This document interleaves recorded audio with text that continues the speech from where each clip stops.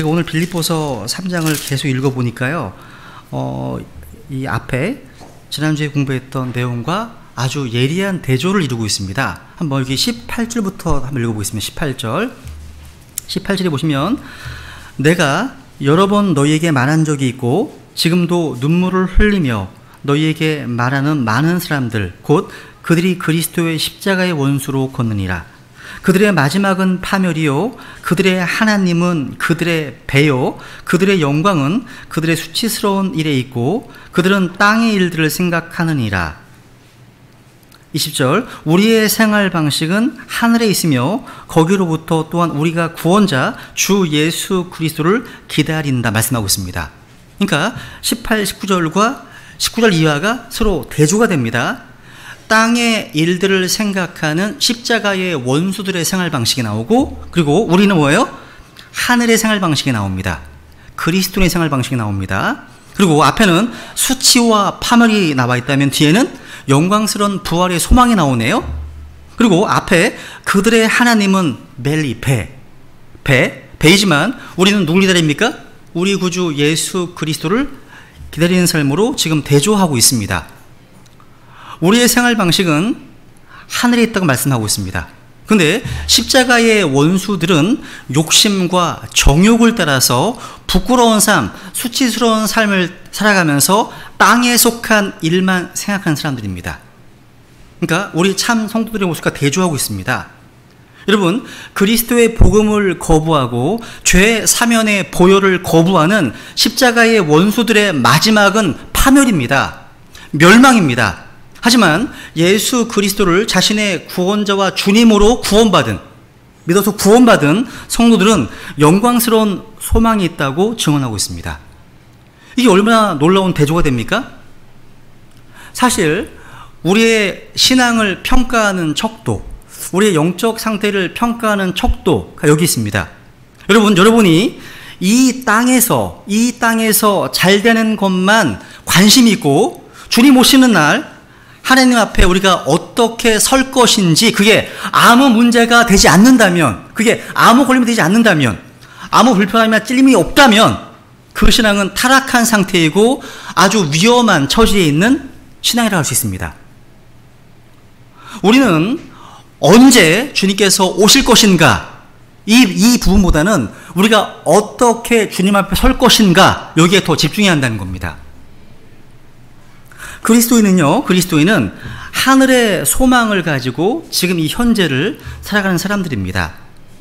나를 구원해 주신 구주 예수 그리스도를 만난다는 그 영광스러운 소망, 그 소망의 등불을 잃어버렸다면 우리의 삶은 지금 현재 어두움 가운데 있는 거예요. 그렇기 때문에 사도 바울이 요한이 이렇게 얘기하잖아요. 요한일서 3장에 보시면, 요한일서 3장만 볼까요? 한번? 요한일서 3장 2절 3절 보겠습니다. 요한일서 3장.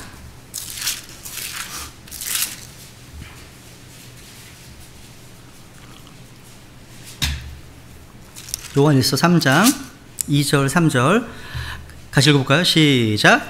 사랑하는 자들아, 이제 우리는 하나님의 아들들이니라. 우리가 앞으로 어떻게 될지는 아직 나타나지 아니하였으되 그분께서 나타나시면 우리가 그분과 같게 될 줄 아노니, 이는 우리가 그분께서 계신 그대로 볼 것이기 때문이라. 그분 안에서 이 소망을 가진 자마다 그분께서 순결하신 것 같이 자기를 순결하게 하느니라. 성경은요, 우리가 지금은 거울을 통해서 희미하게 보고 있다. 하지만 그때는 얼굴과 얼굴을 맞대어 보는 것처럼 알게 된다고 증언하고 있습니다. 그렇습니다. 지금은 희미하게 보일 뿐입니다. 선명하지 않습니다. 왜 나에게 이런 일들이 일어났는지, 왜 우리 가정에 이런 어려움과 아픔이 있는지 이해할 수 없는 상황들이 너무나 많습니다. 여러분, 이 땅은 우리가 이해하는 장소가 아니에요. 이 땅은 믿는 장소입니다. 그런데 그날이 되면, 주님과 만나게 되면 온전히 이해하게 될 것입니다. 그러나 우리는 영광스러운 주님의 얼굴을 만나게 될 것입니다. 그때 우리가 어떻게 주님을 향하여 낯을 들고 설 수 있겠습니까? 그래서 주님을 향해서 이 소망을 가진 자마다 그분이 순결하신 것처럼 자기를 순결하게 한다 말씀하고 있습니다. 그렇다면 오늘 본문을 통해서 주님 주시는 교훈을 한번 정리해 보겠습니다. 첫 번째, 성경은요 이렇게 세상을 살아가는 사람들의 삶의 방식을 두 가지로 나누어서 보여주고 있습니다. 첫 번째 삶은 말씀드린 것처럼 이 땅, 이 세상만을 생각하는 삶입니다. 이 세상만 생각하면서 살아가는 삶입니다. 그래서 어떻게 삽니까? 이 땅에서 모든 것을 누리고 싶어 하는 겁니다. 육신의 욕심과 정욕과 충동이 이끄는 대로 살아가는 거죠. 이 땅이 전부이기 때문에 이 땅에서 다 행복한 거예요. 근데 그렇게 살면, 영혼에 대한 무관심 가운데 그렇게 살면 그 마지막이 무엇이라고요? 파멸입니다. 멸망이라는 거예요. 근데 오늘 이제 보게 되는 두 번째 삶의 방식이 나오죠. 정상적인 그리스도인의 생활 방식입니다. 그래서 20절 다시 보겠습니다. 20절 보시면 여기 우리의 생활 방식은 하늘에 있으며 밑줄, 생활 방식 밑줄 언더라인 해보세요. 우리의 생활 방식은 하늘에 있으며 말씀하고 있죠.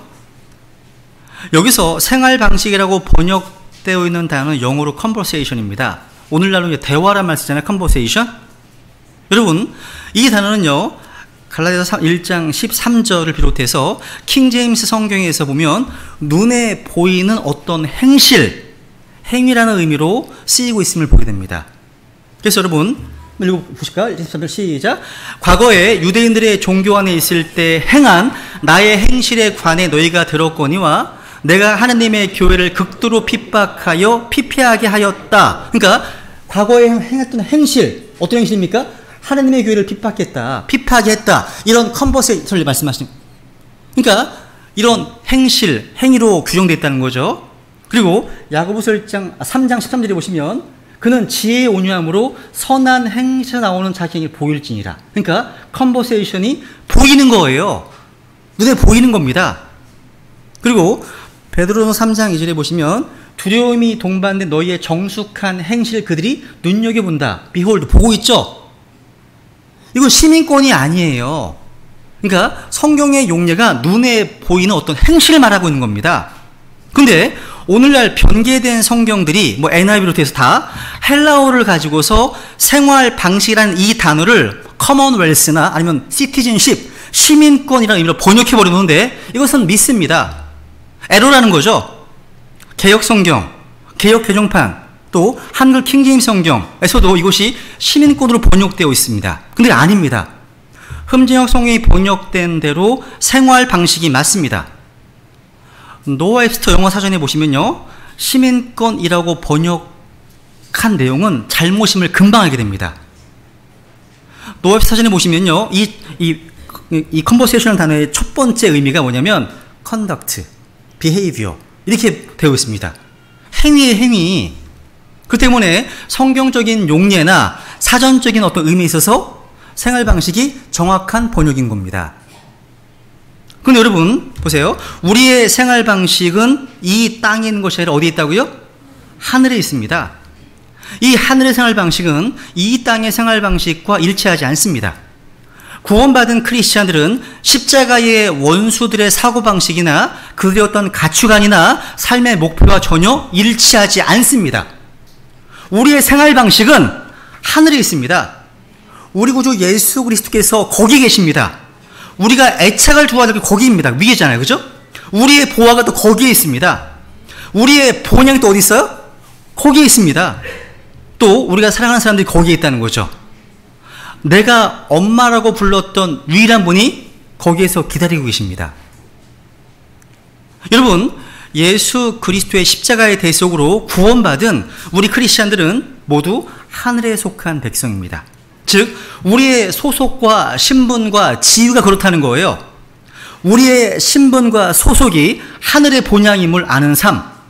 물론 우리가 이 땅에 몸담고 살고 있지만 우리가 진짜 소속되어 있는 곳은 하늘입니다.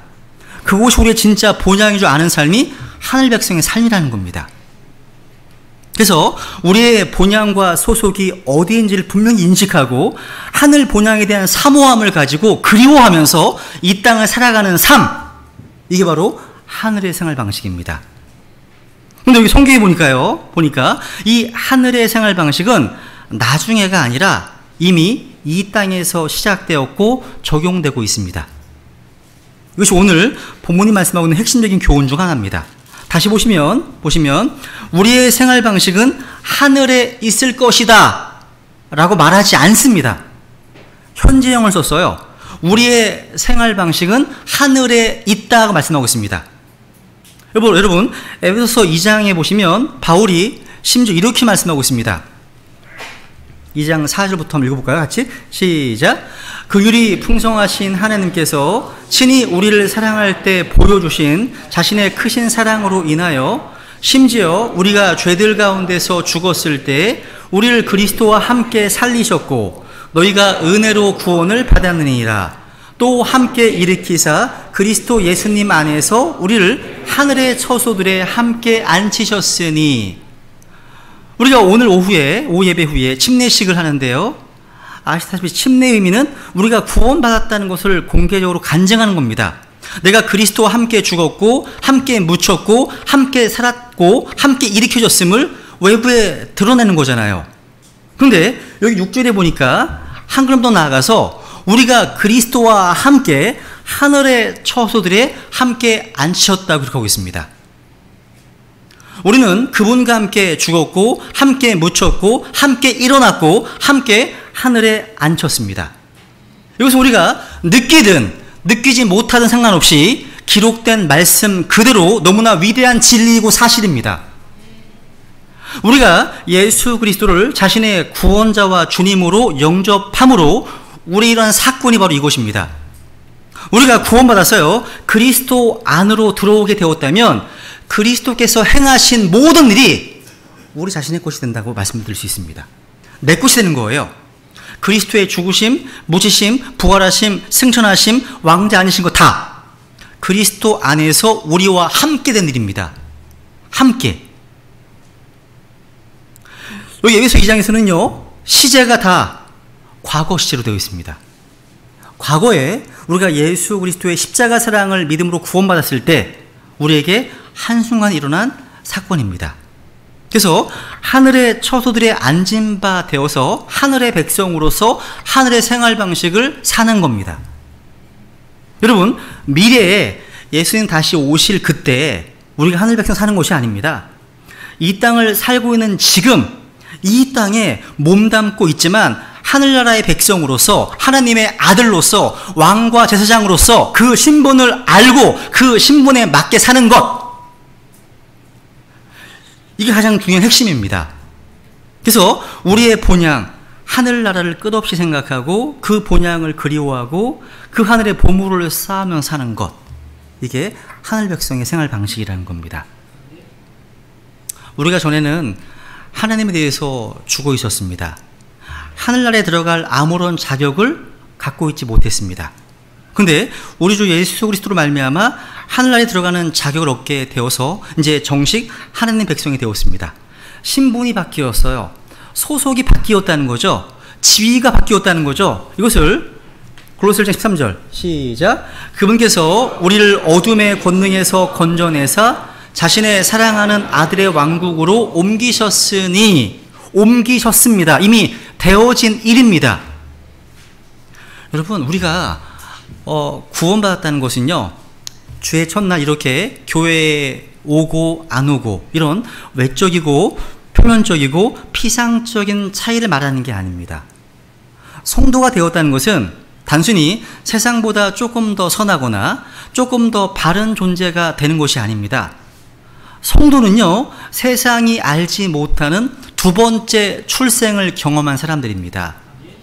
어머니의 모태에서 한 번 태어나는 것은 모든 사람이 경험하는 것입니다. 근데 주 예수 그리스도를 믿음으로 성령님에게 다시 태어나서 하늘나라에 소속되어 있는 것이 바로 성도입니다. 즉 본질이 다른 거예요. 소속과 신분과 지위가 완전히 다른 겁니다. 여러분, 근데 이 차이가요, 오늘날 선명하게 드러나지 않기 때문에 오늘날의 교회가 너무나 약해 빠져 있는 거예요. 너무 흐릿합니다. 희미한 거예요.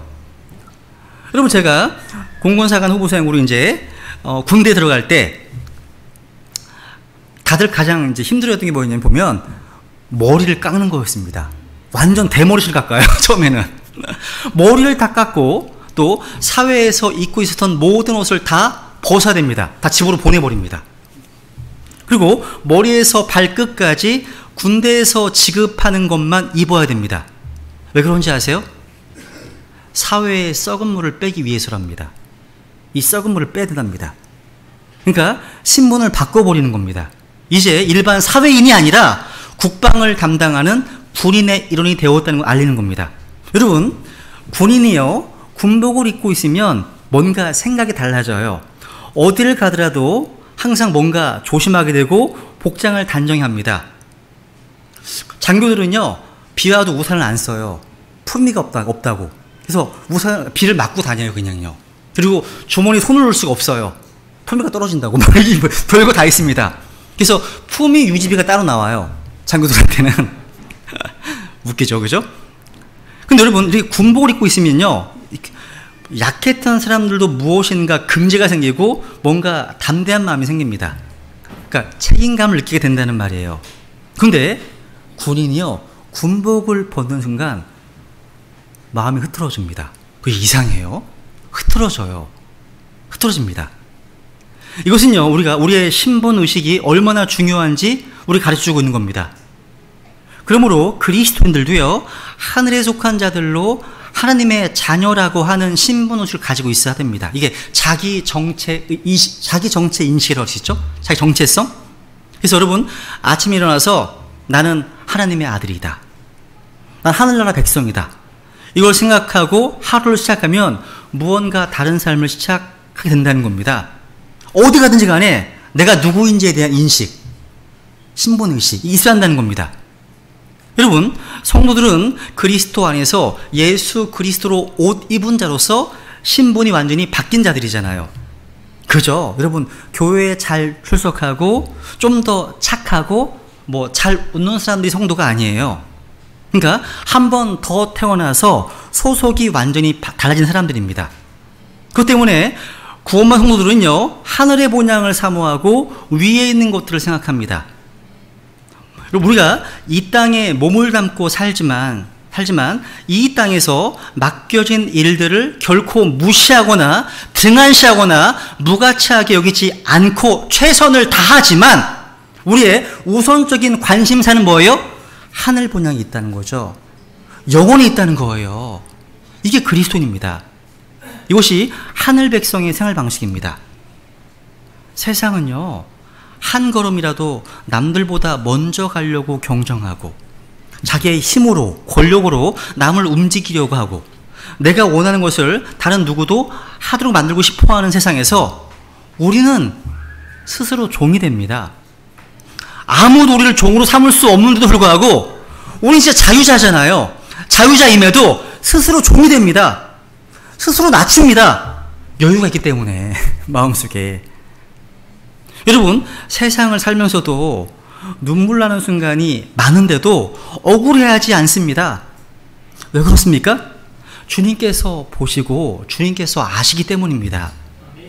공평하고 올바른 재판장이신 주님께서 그 고난과 눈물을 흘리며 지나는 모든 삶의 자리를 보시고 하늘의 무한한 상으로 상 주실 것을 믿기 때문입니다. 두 번째로요. 우리의 생활 방식이요, 하늘에 있다고 말씀하고 있는데요, 이것은 먼저 우리가 지옥이 아닌 천국에 간다, 구원을 받았다는 사실을 전제로 하고 있는 겁니다. 당연하죠. 생활 방식이 전에 꼭 있어야 되잖아요. 당연한 겁니다. 그럼 여러분에게 천국의 백성이 되었다는 기쁨이 있으십니까? 이게 여러분의 영적 상태가 어떤지에 대한 하나의 지표가 되는 거예요. 여러분, 천국 백성은요, 우리 이름이 생명책에 기록되었기 때문에 기뻐합니다. 하늘 백성들은요, 이름이 생명책에 기록되어 있어요. 바울은요, 빌립보 4장에 넘어가시면 자신의 동역자들의 이름이 생명책에 있다고 말합니다. 한번 읽어볼까요? 빌립보 4장 3절 시작. 또 참된 멍의 동료인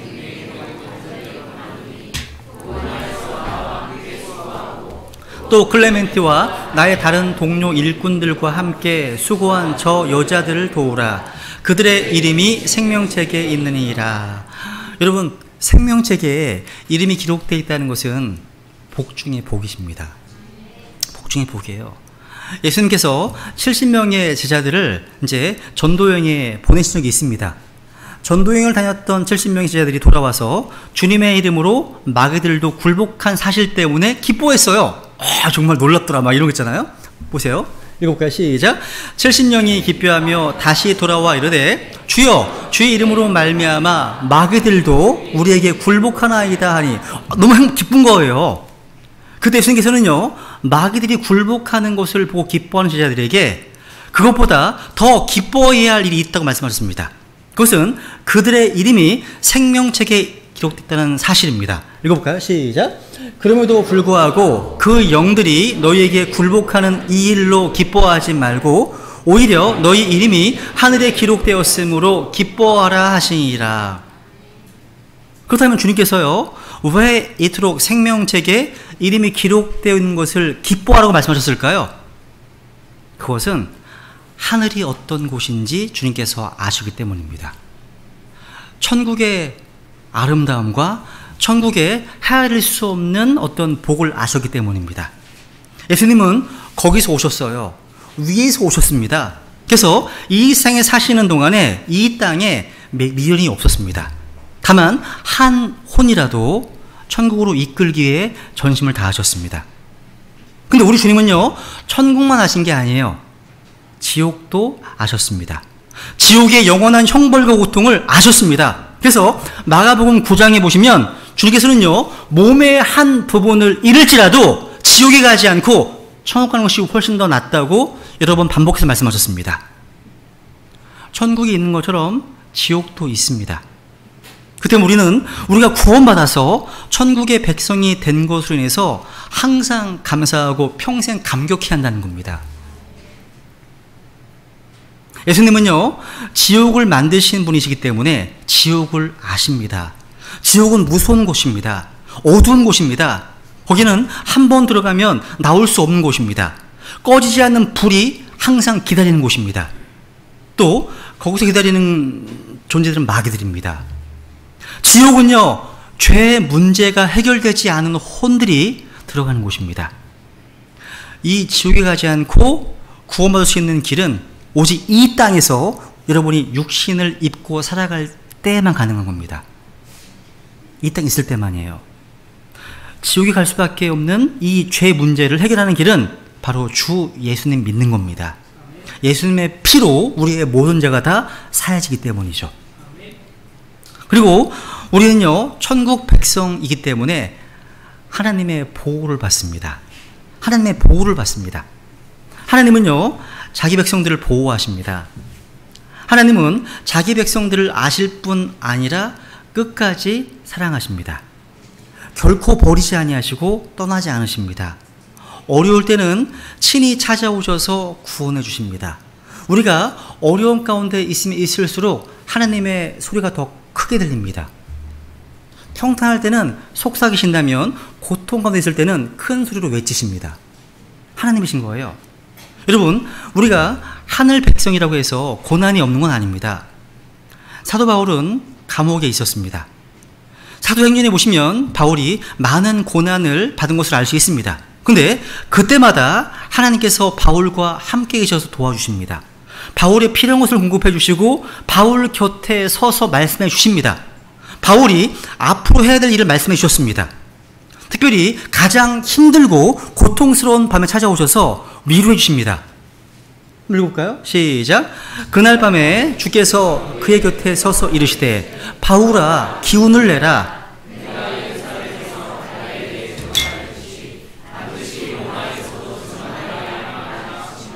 27장도 보시면요, 나를 소유하신 하나님, 곧 내가 섬기는 분의 천사가 바로 예수 그리스도십니다. 하나님의 천사가 이 밤에 내 곁에 서서 이르되, 내 곁에 서서 말씀하시네요. 바울아 두려워하지 말라. 내가 반드시 카이사라 앞에 가야 하리라. 보라, 하나님께서 너와 함께 항해하는 자들을 다 내게 주셨느니라 하였으니, 그러므로 선생들아 기운을 내라. 내가 하나님을 믿노니 내게 말씀하신 그대로 되리라. 바울이 로마 옥중에서 쓴 마지막 편지가 디모데 후서입니다. 그 마지막 순간에도 바울 곁에 계셔서 바울을 보호하시고 인도하신 분이 바로 예수님이십니다. 디모데 후서 4장 같이 읽을게요. 시작. 그럼에도 불구하고 주께서 나와 함께 서서 나를 강건하게 하셨으니 이것은 나로 말미암아 그 선포한 말씀이 온전히 알려져서 모든 이방인들이 듣게 하려 하심이라. 내가 사자의 입에서 구출되었느니라. 주께서 나를 모든 악한 일에서 건져내시고 또 자신의 하늘 왕국에 이르기까지 보존하시니 그분께 영광이 영원 무궁토록 있기를 원하노라. 아멘.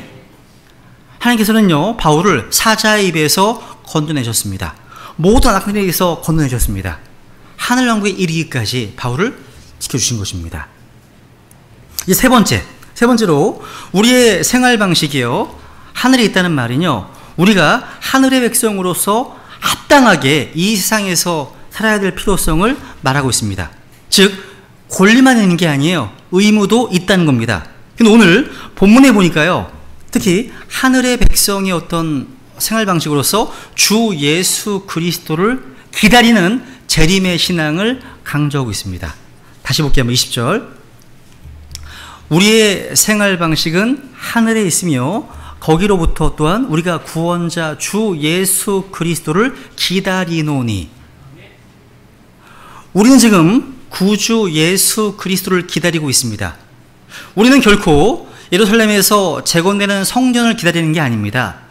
우리는 다니엘서에 예언되어 있는 10발가락에 해당되는 왕국을 기다리는 것이 아닙니다. 우리는 적 그리스도를 기다리고 있는 것이 아닙니다. 우리는 이스라엘에서 준비하고 있는 희생 제사를 기다리고 있는 것이 아닙니다. 우리는 대환란을 기다리고 있는 것이 아닙니다. 우리는 베리칩, 짐승의 표의를 기다리고 있는 것이 아닙니다. 우리는 성령님의 부어주심을 기다리고 있는 것이 아닙니다. 우리는 하늘의 별자리를 찾고 있는 사람들이 아니에요. 우리는 하늘의 왕국을 기다리고 있는 것이 아닙니다. 오늘날 많은 크리스천들이 주 예수 그리스도의 다시 오심 이외에 다른 어떤 것들을 기다리고 있는 것처럼 보일 때가 많기 때문에 말씀드리는 겁니다. 성경은 예수 그리스도께서 어느 때라도 오실 수 있다는 그리스도의 임박한 재림을 가르치고 있습니다. 예수께서 다시 돌아오시기 전에 성취되어야 할 예언은 더 이상 남아있지 않습니다. 그래서 예수님 다시 오시면요, 사람들이 생각하는 것보다 훨씬 더 가까이 있다는 걸 말씀하고 있는 거예요.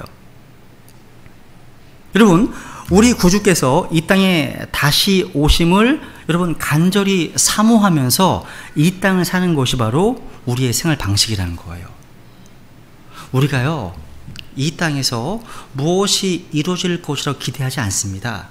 여러분, 이번에 투표하셨잖아요. 그죠? 어떤 분들은 야, 내가 찍은 정치인이 됐구나. 어떤 분들은 안 됐네. 그럴 필요 없으세요, 여러분요. 정치가 우리의 인생의 질고와 아픔을 해결해 주지 않습니다. 정치든 경제든 문화든 교육이든 철학이든 그 무엇을 가지고도 사람은 인생의 문제를 스스로 해결할 수 없습니다. 우리 바깥으로부터 우리를 위해 이 땅에 오신 예수 그리스도께서 다시 오셔야 우리의 모든 문제가 해결되고 우리의 질고와 아픔이 극복되는 겁니다. 우리가 이 세상에 살면서 눈물도 많이 흘리고 마음도 상하고 또 조롱도 당하고 또 배신도 당하고 버림도 받아도 그게 전부가 아니에요. 이게 우리 경험하는 모든 것이 아닙니다. 선하신 하나님께서 그 모든 경험을 사용하셔서 우리가 진짜 바라볼 게 무엇인지, 우리의 진짜 소망, 하늘 본향, 다시 오실 예수 그리스도께 초점을 맞추어서 이 땅을 살도록 하시기 위함입니다. 여러분, 우리 크리스찬들의 유일한 소망은 예수님의 재림입니다. 이게 한 가지예요. 주님 다시 오시는 겁니다. 사랑하는 성도 여러분, 우리 주님을 기다리는 것, 우리 모두 간절히 기다립시다. 간절히. 어떤 성도님 한 분은요, 이런 말 하시더라고요. 나는 다른 것 기다리는 것 없어요. 맨날 울면서 주님 오시기만 기다려요. 이 고백했습니다. 어떤 자매님께서는요, 저랑 전화통화하실 때마다 항상 처음에 저 받잖아요. 여보세요 그러면 마라나타 막 그러십니다. 항상. 그럼 제가 아멘 그러거든요. 마라나타는 뭐냐면 주님께 다시 오십니다라는 뜻이거든요. 마라나타. 여러분도 하지 마세요. 따라하지 마세요. 여러분, 마라나타의 뜻은 주님 다시 오신다는 뜻입니다. 여러분, 주님 오시는 것을 더 간절히 기다릴 수 있으면 좋겠습니다. 주님께서 밤중에 오실지 새벽에 오실지 아니면 닭을 또 오실지 몰라요. 도적같이 오신다고 하셨거든요. 지금 이 시기는 우리가 머리를 들어야 될 때입니다. 그죠? 근데 가까워지기 때문이죠. 주님을 기다리는 것은 우리 믿는 성도들이 반드시 배워야 할 영적 과목입니다. 과목이에요. 성경에는 예수님의 재림에 대한 말씀이 정말 많이 기록되어 있어요. 제가 오늘 이제 새벽 2시쯤에 이 찬양을 부르면서 막 감동이 막 되는 거예요. 우리나라의 그 순교자이신 손양원 목사님께서 작사하셨던, 여러분 아실 겁니다. 주님 고대가라는 찬양이 있어요. 새벽 2시라 제가 막 소리를 들을 수는 없었지만 살며시 울프면서 막 감동이 막 됩니다. 제가 가사 한번 읽어볼까요? 한번. 낮에나 밤에나 눈물 머금고 내 주님 오시기만 고대합니다. 가실 때 다시 오마 하신 예수님, 오 주여 언제나 오시렵니까?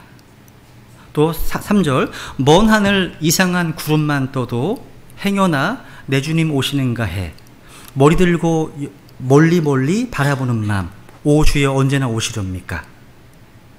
마지막 절, 천년을 하루같이 기다리는 주님, 내 영혼 당하는 것 볼 수 없어서 이 시간도 기다리고 계신 내 주님, 오 주여 이 시간에 오시옵소서. 저는 이제 그 찬양을 들으면서 같이 불렀었거든요. 참 감동됐습니다. 이 손양원 목사님의 그 어떤 마음이 느껴지더군요. 손 목사님은 정말 주님을 기다리는 분이셨습니다. 여러분, 또 중국에서 선교했던 어떤 자매님은요, 종종 이렇게 말했다고 해요. 우리가 저 산 모퉁이를 돌아갈 때 주님이 오실지 몰라요. 이런 말. 이게 글로 남아있어요. 이 자매님이 되게 많이 얘기를요. 저 산 모퉁이를 돌아갈 때 주님 오실지 몰라요. 이런 말. 우리는요, 뭐 환란년 휴거다, 전천년 재림이다, 교리를 너무 잘 알고 있잖아요. 그죠? 다 너무 잘 알고 있습니다. 근데 주님의 오심을 기다리는 것이 너무나 부족하게 보여요. 우리가 하루하루 지나갈 때마다 주님 오늘 또 오시지 않으셨군요 라고 하면서 매일 주님 오심을 기다려야 됩니다. 이 땅에서 천년 만년 살 것처럼 살아서는 안 됩니다. 우리는 나그네고 순례자라는 신분을 잊어서는 안 됩니다. 여러분, 우리 예수 그리스도께서 다시 오실 거라는 것을 고대하고 산다면 우리는 하나님의 말씀을 지키고 순종하는 일에 관심 가질 겁니다. 또한 모든 종류의 죄악된 삶을 청산할 것입니다. 그리고 사업하는 가운데 모든 부정직한 일을 하지 않을 것이고 부정한 길을 갖지 않을 것이고 모든 것을 깨끗하게 할 겁니다. 또 사람들과 다투기를 좋아하는 사람들 마찬가지예요. 다른 애들과 원수를 맺지 않고 또 혹시 그 원수 관계를 풀지 않는 것도 동일한 겁니다. 원수관계를 풀지 않는 것은 주님께서 다시 오신다는 어떤 그런 믿음이 없기 때문인 거예요. 용서하지 않는 마음 마찬가지예요. 사랑하지 않고 미워하는 마음도 동일한 겁니다. 그래서 우리 성도들은 항상요, 이 마라나타의 마음을 가지고 생활해야 됩니다. 한번 찾아볼까요? 고린도전서 16장에 보시면 22절 보시면 이런 말씀하십니다. 어떤 사람이 주 예수 그리스도를 사랑하지 않냐면, 같이 읽겠습니다. 시작. 그는 주께서 임하심으로 저주를 받을지어다. 이게 아나테마 마라나타입니다. 아나테마가 저주라는 뜻이고요. 마라나타, 주님께서 다시 오신다는 말씀입니다. 마라나타. 그러니까 주님께서 곧 오신다는 말씀이죠. 그러니까 주님을 여러분이 기다리신다면 누구든지 말씀을 지킬 것이고 자기 자신을 깨끗하게 할 것이고 서로 사랑할 것이고 항상 깨어 기도할 겁니다. 그리고요, 이 세상의 작은 일들, 사소한 일들, 억울한 일들, 또 오해받을 일들, 여기 얽매이지 않을 겁니다.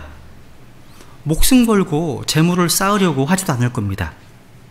또 선교나 복음 전도를 소홀히 하지 않을 겁니다. 그게 재림신앙이기 때문에 그렇습니다. 21절을 보겠습니다. 21절 한번. 21절 시작. 그분께서는 모든 것을 자기에게 복종시킬 때 사용하는 능력을 발휘하사 우리의 천한 몸을 변화시켜 자신의 영광스러운 몸과 같게 만드시리라. 아멘. 우리의 천한 몸 맞아요. 이 몸은요, 조금만 피곤해도 감기가 오려고 하고, 조금만 과로해도 여기저기 고장이 납니다. 조금만 무리해도 이곳저곳 몸에 이상이 생겨요. 지난주 수요 모임 때 형제님들과 이제 여기서 기도하는데, 여러 형제님들께서 위의 문제, 뭐 장애 문제, 이런 소화기관에 관련된 어떤 문제, 몸에 이상이 있으셨더라고, 다요. 보니까요. 다 있으신 것 같아요, 다. 그죠? 목 디스크부터 많이 있잖아요. 그죠? 여러분, 건강관리 잘해야 되겠다. 억지로라도 운동해야 되고, 땀을 흘리셔야 됩니다. 앉아만 있으면 안 되는 거예요. 그죠? 왜? 우리 몸이 천한 몸이기 때문에 그렇습니다. 약하고 고장이 잘 나는 깨지기 쉬움을 갖고 있기 때문입니다. 근데 주님 다시 오실 때 우리의 그 몸이 영광스럽게 변화가 됩니다.